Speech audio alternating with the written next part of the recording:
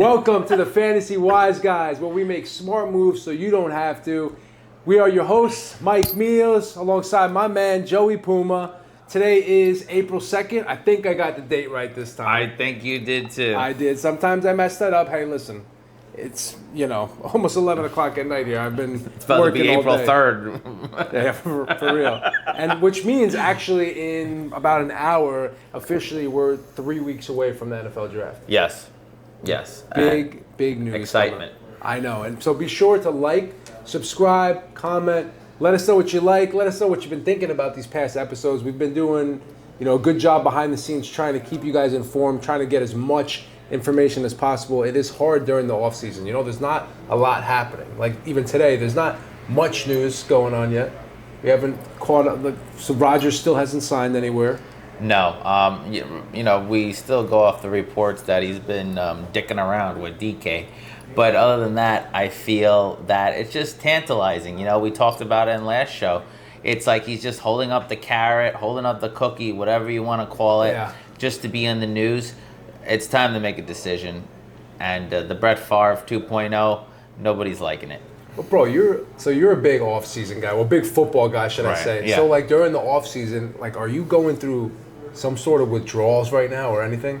A little bit. This is why, I love baseball, even though this is not a baseball show. Yeah. But, I just hit a one-legger. But, no, to keep myself occupied, I do play fantasy baseball. But, yeah, the starvation for news, because any advantage you could get on your opponent, I think is key.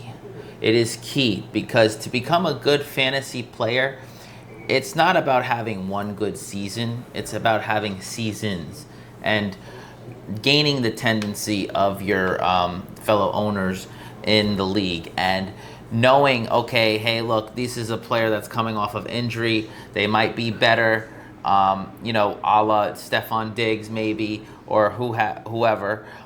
You try to look into that and gain any competitive advantage as possible. And that segment will lead us into our tips. Well, I think that's a great point, though. You do mention staying on top of the news. You want to know what's going on and get a little advantage on your guys. So there's a lot of guys in our league. I don't know if they've been watching these episodes. I don't know if they're part of the views, but we're giving you everything, letting you in on all our secrets. Yeah. You can literally watch our show and figure out everything we do and why we stay successful, why I make the playoffs every single year, why Puma, I think, has won 2 years in a row now. Yeah. Look at him, this guy's smiling.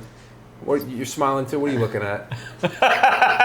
2 years in a row, Puma's knocked me out of the semifinals, but I promise you this year it is not going to happen. What was that? It ain't happening. So, we talked about the draft coming up in 3 weeks. Let's go over our rookie darlings. We did talk about it a couple weeks ago during the Combine episode. Yes. So, look, I'll let you start off. Who is your rookie darling this year? Who's somebody that you must have on your team? Obviously, depending on where he's being drafted, but who's somebody you love? Who's somebody you want on your team this year? Omaran Hampton. Hampton Inn. I feel like this kid is going to be a stud. When I look at his tape, I've said it before, and it's not because of the shirt. I see Ezekiel Elliott 2.0, if not better. He's taller. I think he's faster. If you watch ACC tape, he is the most talented guy without the ball in his hand. And that's saying a lot, especially when you're on passing downs and you need that running back to block for you. That will make teams want to keep him more in the game. Yeah. Also, too, I do love him more than Genty. And you might think I'm crazy. Genty is a stud. He's a specimen. I do think you're crazy. I think he's a great prospect coming out since, a la Saquon Barkley or Bijan Robinson. But at the end of the day, when you're that good, you get drafted on a shitty team. I'm not saying Omaran Hampton sucks. I'm just saying he's the second best. And the second best guy might go to the best situation. Yeah, falls a little later in the draft. Absolutely. If he fell to Dallas, he falls to the Chicago Bears at number 10. That's my prime slot for him right now. Once we redo our rankings, our draft, like our mock draft of not in fantasy, but, real draft. I have Omarion Hampton going to Chicago as we speak, just because I don't think Genty gets by the Vegas Raiders. And I do feel with the second season of Caleb Williams, Ben Johnson, they're going to want to implement a David Montgomery, Jahmyr Gibbs kind of offense. And they already have DeAndre Swift there. So Swift is their Montgomery, Gibbs would be their Hampton, so on and so forth. Well, Bears, they're at 10. And it would be interesting to see somebody like Omarion Hampton go to Dallas at pick 12. I don't know if he'll go that high, but even in second round, then he could pretty much be like Ezekiel Elliott 2.0. Right. Him and Mr. Belly Shirt. Len, throw the belly shirt on the screen.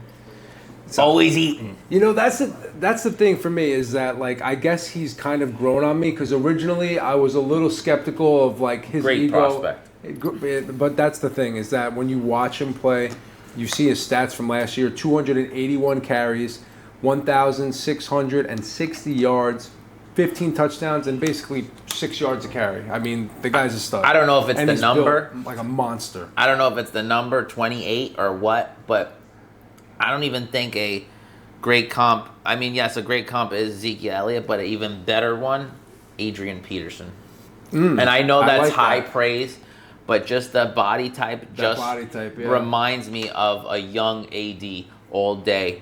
And we'll see, but I think he is a real sleeper in the first, if not day 2. I don't think he gets to day 2. I think this will be the first time since, I think, the Jahmyr Gibbs and Bijan draft that 2 running backs will go off the board. So we'll see. And he's shredded. In the first round. That's a great comparison. He is shredded. He's got that lean muscle build. Right. The guy is 6 feet, 220 pounds. Now, if you know anything about size, you know that guy is clearly built like a monster because you see it. He's got like a 32-inch waist. You see the belly shirt, which means he's just solid muscle all around. Me, I'm 5'10", 200. So I'm like, this guy is 6 feet, 220. Yeah. He's got to be a monster. And I think, dude, that he is a great pick, and I hope he has a good year. Maybe I'll draft him before you. Maybe I'll end up with Omarion. But if I wanted to really pick, I have to go with my darling. Of course, you went running back, and how fitting is it that I go with wide receiver? But I said it in the beginning. I said Matthew Golden from Texas is going to be an elite player one day at the NFL level. He has now got 4 years in. When he was a junior, depending on where he goes, he could have a lot of opportunity. He dominated every category in the NFL Combine, the split, the 40-yard dash. The guy ran a 4.29, and that's when he really started to catch everybody's attention. And similar to, I guess you would say, Omarion Hampton, his body type for a wide receiver really reminds me of like a Jamar Chase, Malik Neighbors, plus he has great hands. He's also somebody, being a wide receiver, and number 2 wide receiver at best in terms of rankings, because T-Mac is going to go probably as the first wide receiver off the board, Tedero McMillan of Arizona. So Matthew Golden can also fall really late to a team like, let's say, the Buffalo Bills. Let's say even earlier if he goes to the Chargers. These are teams that I think that could really exploit his talent. And good situations. Exactly. You were saying the later team sometimes is better. And you guys out there, especially drafting, yes, the Genties and the T-Macs, people are going to be high on, but a lot of people were high on Marvin Harrison. And not for anything, Neighbors was in the better situation. You could say, well, how is it a better situation when you have no quarterback? Well, the Cardinals were better than the Giants. Therefore, they were winning most of the time. The Giants, and this, again, we'll get to our tips segment, but game script, right? Think of game script. A lot of people shy away from bad teams, but think about it. They're going to be losing most of the time. The Giants had to throw no matter who was back there, even if Mike was back there. And Neighbors is so talented that, you give him a 5-yard in-cut, he could take it to the house. So I like that Matthew Golden pick. My comp for him actually is a throwback. He is the sober Josh Gordon. What made you pick him? Just the body type. The body type, and the speed. Josh Gordon, for a lot of people that don't know, was a stud in college, and he had that same physical trait. and the same size and speed, but he just couldn't lay off the weed. So I think Matthew Golden will be better. And looking at his tape, honestly, I'm gonna make a prediction, Mike, because that was such a good pick. I think he's the first wide receiver off the board. You know, it's a great pick, and you never know because he does come from an SEC school, and a lot of times these NFL scouts and coaches, they like these guys from these teams, because they know they're coming from a good regime, know a lot about football, and he's a little older. So, yeah, I think that's a great spot. I just want to highlight a few key spots that he could end up. Kansas City. Love that. Buffalo. With his ex-teammate, Worthy. Worthy, exactly, yeah. Worthy, right. Imagine having both of them on one side. Unbelievable. And so you got him possibly going to Kansas City, Buffalo, right. Los Angeles Chargers. Right. Even the Texans. These are all teams that could use a wide receiver, and I think that he could do really well there. A guy that's strong enough that can fight you in the inside, get in that short yardage situation. If you're a smaller cornerback, Buffalo would be a great place for him. But I don't know how confident I would be with Golden over there, just because of mouths and how he ditched Keenan Coleman. I would be more comfortable, honestly, with him going to for instance, a Jacksonville Jaguars. I know that's like a very hidden pick, and people might say, well, they have Brian Thomas Jr., but how cool would it be if you have one on one side and the other one, it takes away pressure, a la Mike Evans, Chris Godwin, and so forth. Like, there's many of tandems that can survive. Jordan Addison, he can survive with Justin Jefferson. He has standalone value. Matthew Golden would be a great, solid wide receiver too, if not flex play. 100%. So and plus, people feel that volume is king, and yes, it is. I'm always big on that, but it does help when you have that alpha across from you. Takes away coverage. And at the end of every draft, or towards the late rounds of every draft, I always make sure I have one of these darlings on my team, because you never know. You can get really late round value of a guy that can be a top 12 player at the end of the year. You saw it last year with Malik Neighbors. You saw it the year before that with Puka Nacua. So you're going to see another wide receiver emerge, and you've seen them for years and years and years. You'll see another one this year. So keep an eye on it in the middle, late rounds of the draft. See who you want to pick. Last year, Puma took Neighbors a little earlier than people thought. I took Brian Thomas Jr. Now, granted, these were guys that everyone knew were going to be good. But I think we got to jump. I think Brian Thomas Jr. was more of the sleeper. Yeah. Because everybody was on their Marvin Harrison Jr. They were on Roma Dunze more. If you look at many a draft, Roma Dunze was taken ahead of Brian Thomas and fans. I was giving you a little credit. I was trying to make you look good. Yeah, thank you. Well, I don't want to outshine you all the time. The two chips do that enough. But...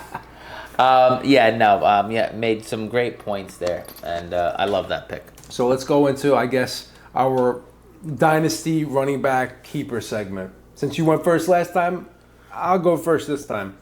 Little skeptical one, but I guess I'm going to have to go with a man that experienced a lot of change this year, although his career is still a little in limbo because of the uncertain quarterback situation. I have to go with Jaylen Warren as my running back dynasty keeper right now. If you've held on to him this long, or if you've drafted him last year and you still have him on your team, or if you picked him up in a redraft this year, he's a great pick simply because he is now the number one running back in Pittsburgh. Najee Harris has moved on. He is signed to the Chargers. And the Steelers have not gotten anybody yet. They haven't signed anybody else. They haven't drafted anybody else. And as far as I'm concerned, he's going to get the number one touches there. Honestly, even if he has a guy like Mason Rudolph getting little checkdowns, I think somebody like Jaylen Warren is still going to see production. In the last couple of years, behind Najee Harris, he didn't really get the opportunity to have a full-time role. But when he did get on the field, you saw that he performed well. Catches the ball, runs, very strong player, angry style of running. That's the type of guy I want on my team. No, I love that pick, and that's a deep, deep sleeper. Deep. I love that. And again, one of my philosophies, volume is king. You know, no matter what team you're on, someone's got to get the rock, and someone's got to catch the rock, and someone's got to throw the rock. Yeah. So that's a great one, my friend. I mean, for the last 3 years, the guy has played 16 games, 17, and then 15 last year. He had a couple, 2 weeks that he was injured. Yeah. He's only 26. Right. This is his first year getting a real taste of the number one lead back role. And the last 3 years, 40% snap percentage, 48%, 29%. But he had 784 yards, 511. 1 year he had 74 targets on 48% snap. For me, So now he's going to be number one. For me, I feel that this reminds me of Melvin Gordon and Austin Eckler. Melvin Gordon is the Najee Harris in this case. Left, right, went to Denver or where have you, and Austin Eckler took on the burden, if you want to say, or the volume of the San Diego Chargers, the LA Chargers. Now, you know, you have Jaylen Warren. I feel like same kind of body type, maybe a little bit bigger. Maybe it's the number, you know, that number 30. But I truly believe that this is a breakout season for Jaylen Warren. And let's look, like Breece Hall had a lot of receiving touchdowns from Aaron Rodgers. Aaron Rodgers ends up there. Jaylen Warren, I'm taking in the 4th round because just based off of PPR and how many receptions he had, like how many receptions did he have last year? So last year, Jaylen Warren had, of course, it's gonna. Oh, so he had 38 receptions on 48 targets. Right, and that's with Fields and Wilson. Yep. Right. So you know he's going to have more. And especially on 3rd down and stuff like that, he's always been in there. So this is a guy that could really take on a full-time role, and I could breakout candidate for sure 2025 if he keeps the job and they don't draft anyone. So who's your dynasty keeper running back stud? So my guy is Bucky One Tooth Irving. Everybody knows I love him. Everybody. Even Sleeper probably knows I love him. But they apparently love to troll him. But Bucky Irving, dude, like he finished in 2024 as the 15th running back. That's with 3 starts, my man. He played all 17, but that's with 3 starts. You know, the guy averaged 13 points per game. You know, except for those blow-up games where he had like 30 or 40 points. It depends if you play with bonuses. But it seems like an obvious one. But sometimes people think that, you know, new offensive coordinator in Tampa, right? Because their quarterback, their offensive coordinator got the job in Jacksonville. So new offensive coordinator. But the thing I love about Tampa is they love to keep their nucleus. You know who's going to be the quarterback.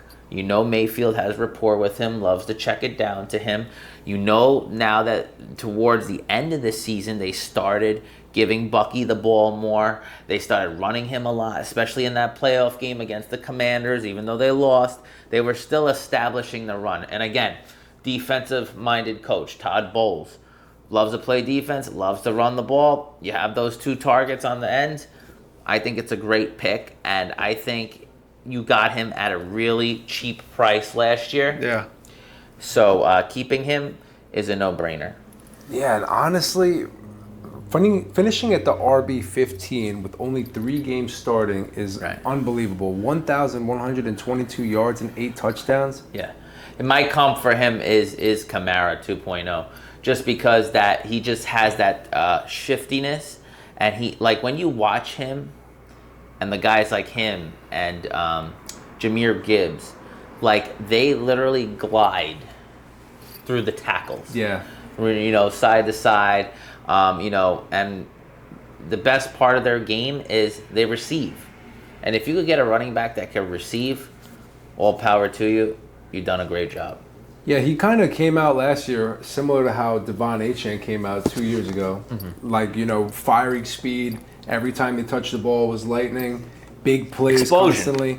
I mean, 45% snap percentage and have over 1,100 rushing yards, average over 5 yards a carry, and have 8 touchdowns is amazing. Amazing. And I think it's a great pick. 90% catch percentage as well. which means he's got great hands. So 90% of the time, if you throw him the ball, he's catching it. He's catching. That's why Bo Nix loved him in Oregon. And that's probably why Sleeper and all these apps are riding Bucky constantly.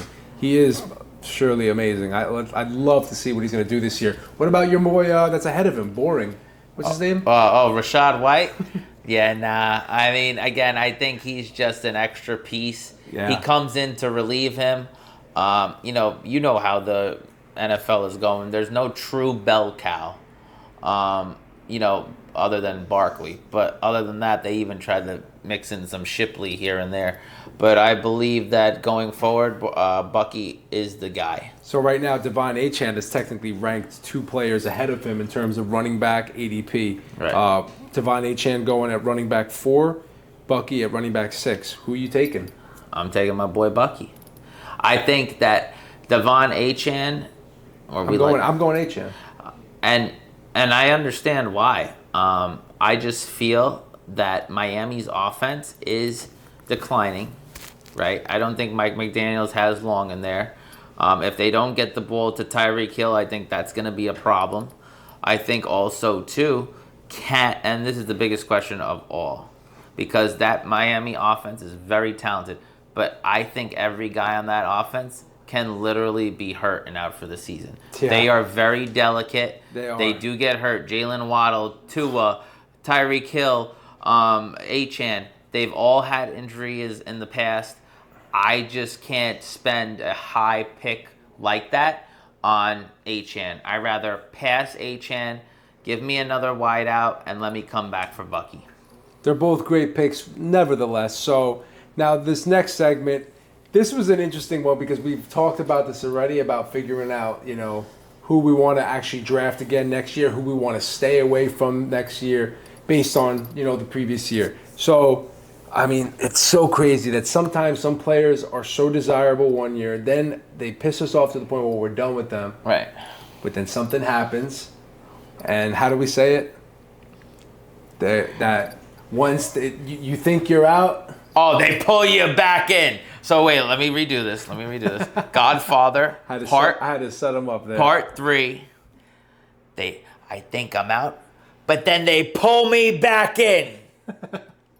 Oh my God! And oh man, there's some players this year like Cooper Kupp going to Seattle. Yeah. Deebo Samuel going to the Commanders. Yeah. Stephon Diggs signing with New England. These are guys that we were all like, I'm done with them. You know who could be the biggest one though out of all of them, right? Who? Aaron Rodgers. How many times did we give up on him during the Jets season, and he would have a blow-up game against Jacksonville or Miami? Yeah. But then against the Bills, he'll lay an egg. But if he goes to Pittsburgh, it becomes a viable option in rounds 12 and beyond. Yeah. You really start to think, wow, I could really load up my roster and have Aaron Rodgers at the top there via Brett Favre when he left the Jets. Oh, is there a trend here? Like Brett Favre left the Jets and he was an MVP. Can Rodgers do the same with the Pickens, Jalen Warren, Freiermuth, DK Metcalf? Yeah. For NFL, man, it's amazing because you say not for long, but then all of a sudden somebody can come right back just with one quick move. And I thought I was out, but they pulled me back in. It's good. So, I mean, listen. I'll give you 3 names, or I just gave you 3 names. Let's do a quick keep, trade, cut. So Deebo Samuel, Cooper Kupp, Stephon Diggs. Who are you keeping? Who are you trading? And who are you cutting? All right. So number 1. I know my 3. Shake it up for me. Number 1, I'm cutting Cooper Kupp. I'm sorry, you did well. See you later. Cutting Cooper, okay. This one's gonna surprise you guys. I'm keeping Stephon Diggs, and I'm trading Deebo Samuel. Yeah, here's why. We have a different one. Go ahead. Here's why. I have a method. So, obviously, out of those 3, for me, the most value is Deebo, right? He has the better quarterback, the better offense. Okay, what about Diggs? Diggs is second, and then you get to Kupp. Obviously, Kupp is the easiest one to get rid of. Right, newer offense. I'm with you there. We don't know how he's going to mesh with, Sam Darnold. We don't know. We know about the other 2, and they have the better quarterbacks. young and up-and-coming quarterbacks, Drake May and Jaden Daniels. I keep Diggs because right now the shine is on Debo. And like I said before in previous shows and now, volume is king. So you trade away Debo, get some assets. Now, once Diggs starts performing, maybe you could trade him off too. Maybe he becomes viable down the road. I mean, if your flex play is a number one wide receiver somewhere in the NFL, you're living well, especially in a PPR league. If you tell me that my three receivers is, Devontae Adams, Garrett Wilson, and my flex play is Stephon Diggs, I'll sign up for that all day. Yeah, and although I have it a little rearranged differently. I'm keeping Debo, I'm trading Diggs, and I am cutting Kupp. So Kupp is out. As much as I like him, the injuries kill me. And that's similar reason to why I'm getting rid of Stephon Diggs. In the end, the keeper I'm taking, despite what we might think may happen, I want the player that I think is going to have more points at the end of the year, and that's Deebo Samuel. Someone like Stephon Diggs, I don't know if I could fully trust him taking a wide receiver one workload, coming back from an ACL tear.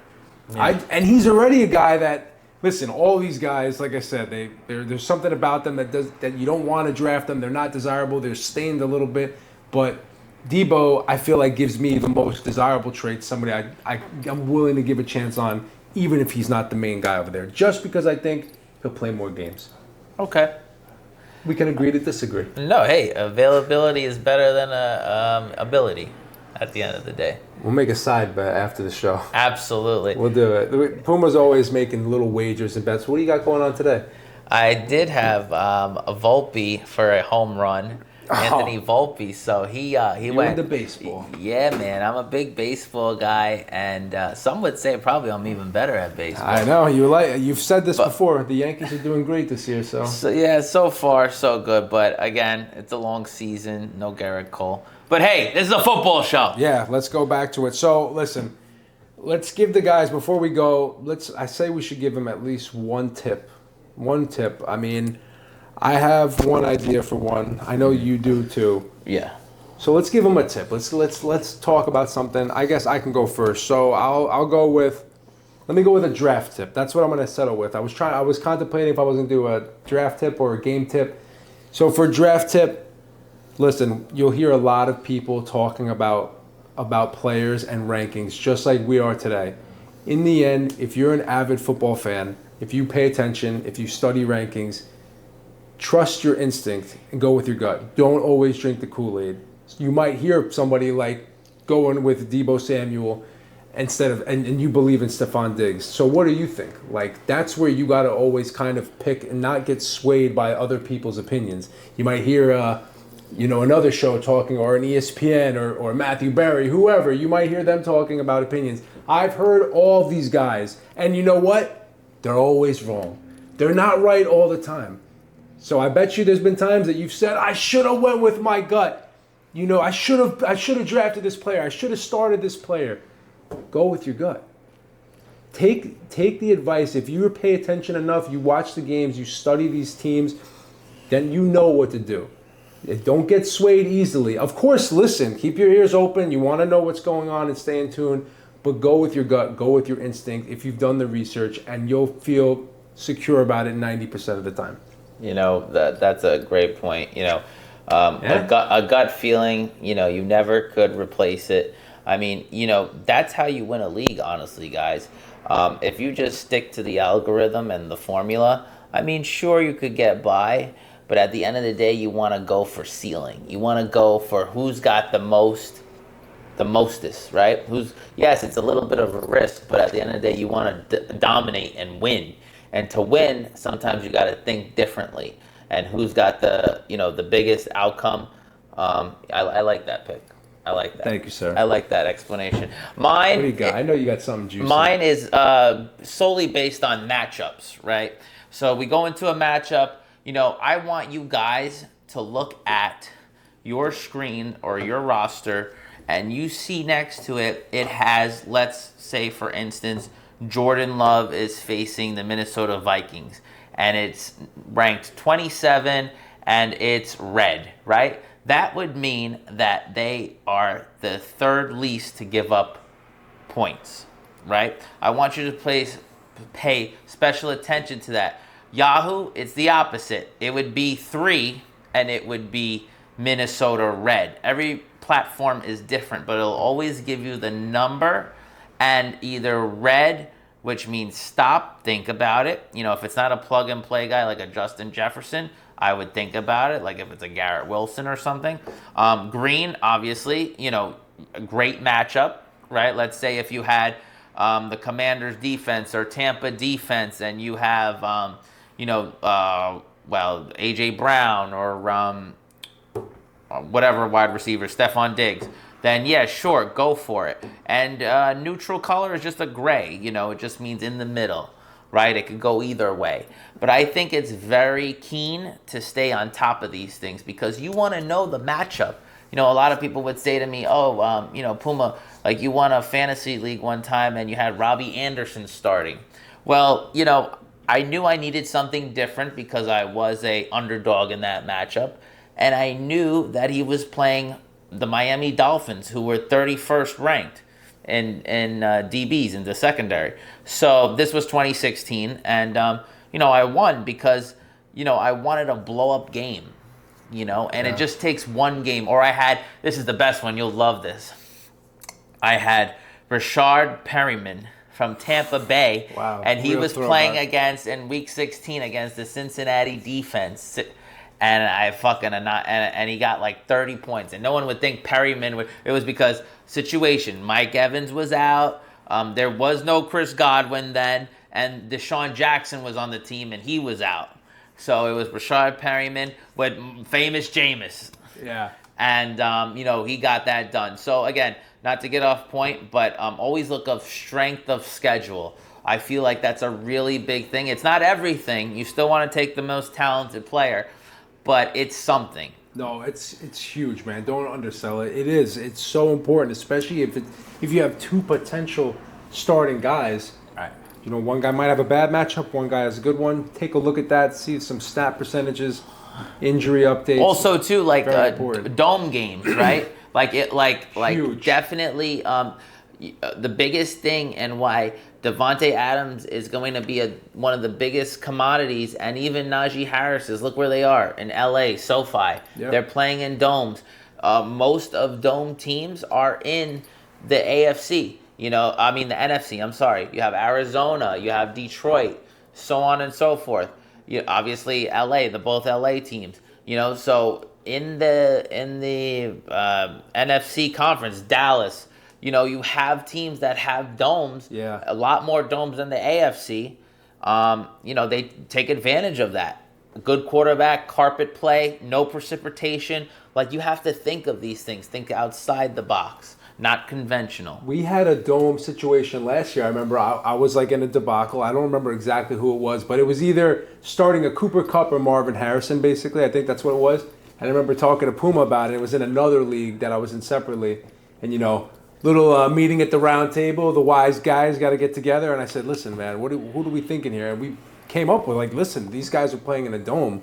You got to pick one of them. Right. It was raining all weekend, so yeah, you really got to pay attention to these other factors. Unless it's Jamar Chase or Justin Jefferson. Yeah. You're going with the studs. You always play your studs. But if you're a little bit hesitant on the flex play, and it's basically a toss-up, matchup and destination. Where are we playing? Huge. So that's my tip. Just know your strength of schedule, who and where. So we will definitely have more tips for you, more things coming up. We're going to talk about our teams one of the next episodes, just to go over some players and let's see what's going on for next year. We're going to prepare for the draft. Absolutely.